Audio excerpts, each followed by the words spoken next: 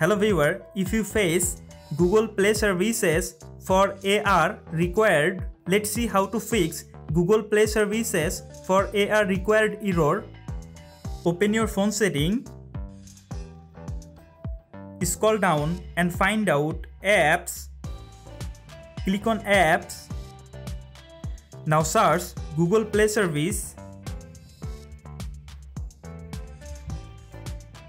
Go to Google Play service.